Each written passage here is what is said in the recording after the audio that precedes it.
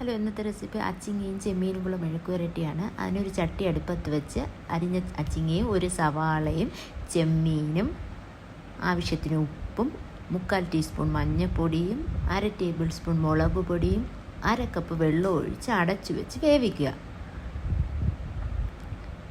ഈ സമയം നമുക്കൊരു പാൻ അടുപ്പത്ത് വെച്ച് അതിലേക്ക് 2 ടേബിൾ സ്പൂൺ വെളിച്ചെണ്ണ ഒഴിച്ച് 1/4 ടീസ്പൂൺ കടുകും 3-4 വറ്റൽമുളകും ആവശ്യത്തിന് കരിവേപ്പിലയും 4-5 അല്ലി വെളുത്തുള്ളി ചതച്ചതും ഒരു സവാളയും കൂടി ഇട്ട് നന്നായി വഴറ്റിയെടുക്കണം. ഇതിലേക്ക് 3/4 ടേബിൾ സ്പൂൺ മുളക് പൊടിയും 1/2 ടേബിൾ സ്പൂൺ മഞ്ഞൾപ്പൊടിയും ഇട്ട് ആ പച്ചമണം മാറുന്നവരെ ഇളക്കി കൊടുക്കുക. ഇതിലേക്ക് 1/2 ടേബിൾ സ്പൂൺ ക്രഷ്ഡ് ചില്ലിയും കൂടി ഇട്ട് ഇതെല്ലാം ഇളക്കി നമ്മൾ ഈ കൂട്ടിലേക്ക് ഇട്ട് അടച്ച് വെച്ച് വേവിക്കുക ഒരു 5 മിനിറ്റ് ലോ ഫ്ലെയിമിൽ. കുറച്ച് ഒരു 2 ടേബിൾ സ്പൂൺ വെളിച്ചെണ്ണയും കൂടി ഒഴിച്ച് 2 മിനിറ്റ് വീണ്ടും അടച്ച് വെച്ച് വേവിച്ചാൽ അച്ചിങ്ങ മെഴുക്ക് പുരട്ടി റെഡിയായി.